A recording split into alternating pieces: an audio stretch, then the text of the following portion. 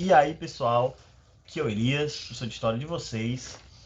Estamos aqui para a gente dar continuidade à nossa discussão sobre o nazismo, né?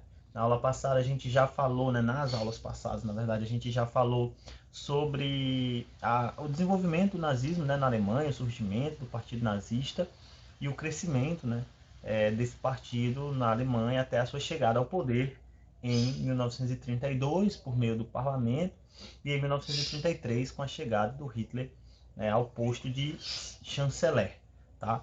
E aí, hoje a gente vai passar a discutir, né, o governo nazista, né, o momento que o Hitler chega ao poder e a forma como as medidas que ele vai tomando ao longo aí da década de 30, né, e o avanço do antissemitismo. Então, tudo o governo nazista, a gente vai passar a discutir isso agora, né?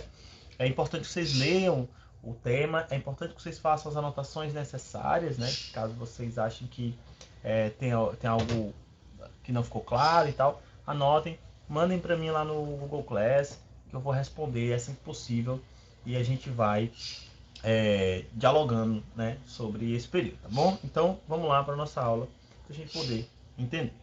Então, pessoal, o que nós temos é que em 1933 o Hitler chega ao poder, né?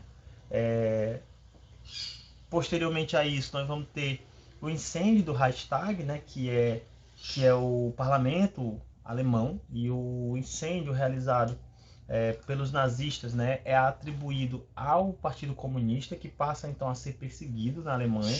E esse evento ele meio que se torna ali o pretexto para o endurecimento do regime, né? Para a implantação da ditadura nazista.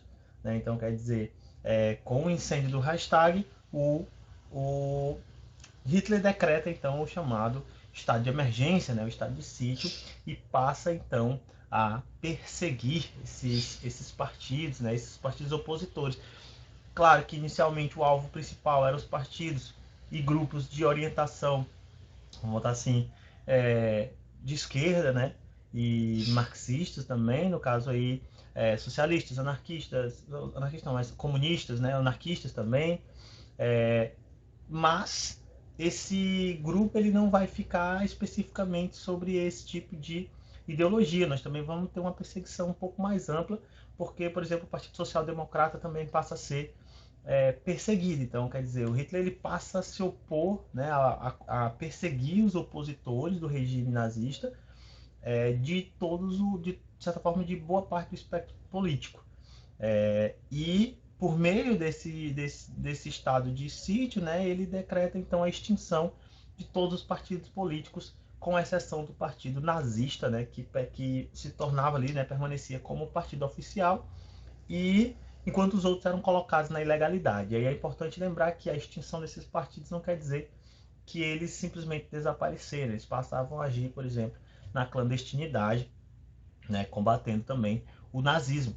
Então, essa perseguição violenta, principalmente contra esses partidos, demonstrava aí, né, a perspectiva nazista, né, de eliminar literalmente esses opositores, principalmente aqueles de cunho de esquerda, né, vamos colocar assim. Os nazistas aqui já havia todo um ideal antissemita que vinha se... Porque assim, o antissemitismo ele já existia lá na Europa muito tempo antes. Na Alemanha, o antissemitismo ele é algo que é muito anterior. Mas uma política antissemita começa a ser colocada em prática principalmente com o partido nazista, né, e a gente vai ver isso mais para frente. Então, olha só, em 1934, o Paul von Hindenburg, que era lá então o primeiro-ministro, né, ele morre, o Hitler como chanceler, então assume o poder da Alemanha, né, e aí ele se autoproclama Führer, né, que quer dizer líder, né, guia. Então o Hitler passava então a se tornar o guia, né, o condutor daquela nação, o salvador da nação alemã. E isso é principalmente uma característica dos regimes totalitários, né, do nazifascismo de maneira geral, que é dar a esse líder uma aura aí, né, de salvador, um enviado que vai libertar o povo da opressão estrangeira, no caso aqui, né, tendo em vista que o nazifascismo é um regime nacionalista. Então, da mesma forma que o Mussolini foi chamado de Il Duce, né, que também quer dizer mais ou menos isso, líder, o Hitler foi chamado de Führer, que quer dizer guia também, líder, condutor. Então, quer dizer, você vê que essa concentração, né, na imagem do Hitler faz com que ele se torne aí uma espécie de grande herói salvador, né, da Alemanha. E como Führer, ele vai passar a concentrar muito mais poderes em si e, claro, né, vai exercer esse poder de uma forma cada vez mais forte. E é aí, né, que você tem aí o início, né, do surgimento da ideia mesmo de construção de um novo Reich, né? A Alemanha, ela então seria uma nação, né, guiada pelo Hitler, com um objetivo amplo de construir um Reich, um império, né? Porque a Alemanha já tinha sido um império anteriormente, o segundo império, o segundo Reich, e agora a gente vai ter o terceiro Reich. Então a ideia do Hitler era principalmente tornar a Alemanha um império, né, por meio da implantação aí de dois grandes fundamentos, duas bases aí desse pensamento, né, de construção desse Reich, que é o pan-germanismo. Então o Hitler considerava que esse Reich ele deveria ser construído a partir da união dos povos de origem germânica, né, de alemães literalmente, que viviam em outros estados. Então a conquista alemã sobre outros países, principalmente ali na região ali da Europa Central, era elemento fundamental, porque permitiria a construção desse Reich,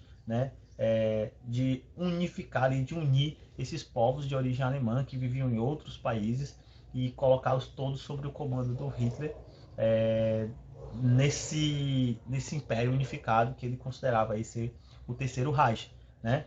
Então, o pan-germanismo ele é uma característica profunda desse ideal de construção, né, de um império.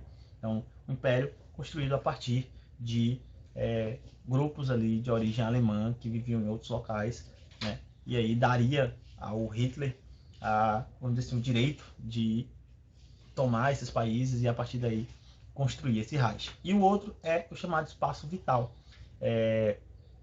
A ideologia nazista é uma ideologia muito fundamentada no supremacismo, né? Então, na ideia, para os nazistas, os arianos, né, os alemães aí, arianos, eles, por serem uma raça superior, deveriam ter o direito de dominar os povos inferiores e, e estabelecer o domínio sobre todo um território, né, que eles chamam de espaço vital, que esse território garantiria, né, o desenvolvimento pleno dessa nação ariana, né? Então, os povos inferiores eles não teriam o direito de utilizar esses territórios, pois no caso aí os arianos, né, eram quem seriam os verdadeiros,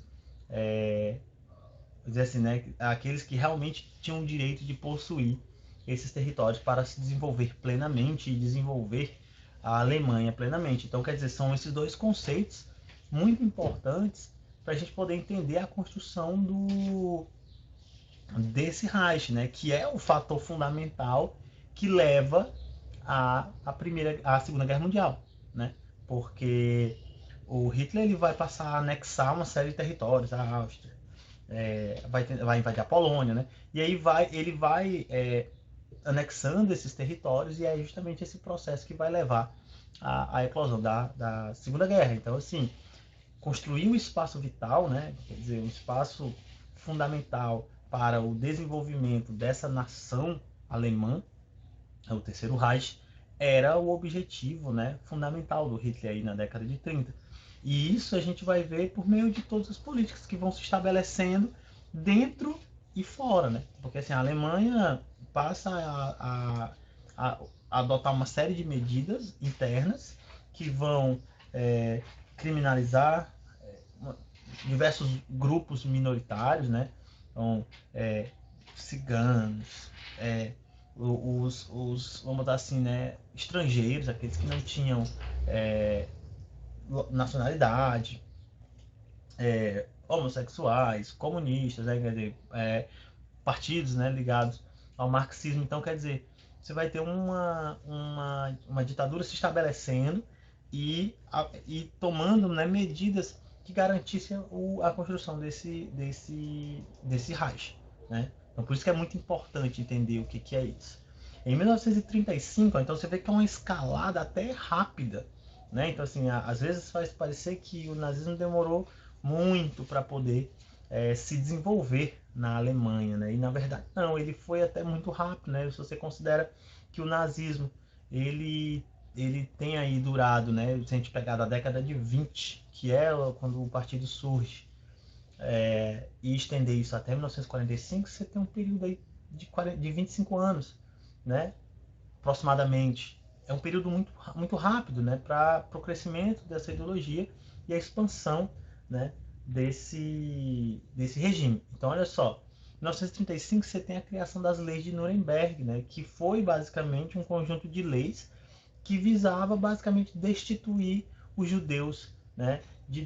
Basicamente de todos os direitos políticos e direitos civis na Alemanha, né? Então, assim, eram expatriados, né? Quer dizer, eles eram negados enquanto membros daquele Estado nacional, não tinham direitos, né, de nenhum tipo, então eles ficavam ali literalmente à mercê, né? E a violência ela vai se dando cada vez de forma mais ampla, né, de forma mais contundente, e isso vai fazendo com que o antissemitismo ele também fosse se aprofundando. Então já existe, como eu falei, o antissemitismo ele já existia há muito tempo, né? Na Europa o antissemitismo existe desde a Idade Média.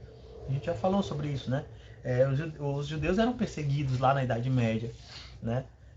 Agora, aqui eles vão se tornar o alvo central do processo, né? Principalmente porque aos poucos o Hitler e os nazistas, né, juntamente ali com Goebbels, né, que é a galera que de certa forma pensou, né, o regime nazista, vão cada vez mais centralizando, né, o ideal de um grande inimigo nos judeus. Então, o grande inimigo da Alemanha ali eram os judeus, o grande inimigo do povo ariano era o judeu, né, associado, né, claro, de forma a associar eles à crise, né, na qual a Alemanha vivia, à exploração, ao pouco desenvolvimento econômico. Então, todos os males, de certa forma, da Alemanha, eles foram sendo direcionados para os judeus. Então, os judeus vão se tornando o principal alvo desse regime, né? De novo, não que os outros deixassem de ser alvos, mas os judeus vão se tornando o principal alvo, né? E aí, como eu falei, principalmente por conta desse antissemitismo e de um ultranacionalismo, né? Tendo visto que os judeus são um povo que até então, né, não possuíam uma nação própria deles, né? Então, quer dizer, havia aí um processo longo de perseguição. Então, pessoal, por hoje é só. Na próxima aula a gente dá continuidade, né, a esse conteúdo. E não esqueçam de fazer as atividades de vocês, tá? Não deixem as dúvidas passarem, anotem as dúvidas de vocês, enviem lá no Google Class para eu poder respondê-los e também não esqueçam de fazer as atividades, tá? As atividades valem nota, pessoal. Então façam as atividades direitinho, enviem lá no Google Class, vão entregar lá na escola também os TDs, né? Para a gente poder fazer o controle. Então, atividades do livro, nota de trabalho, atividades dos TDs vão valer como a nota bimestral, tá bom? Então, espero que tenha sido proveitoso. Agradeço aí, até a próxima, tá? Obrigado.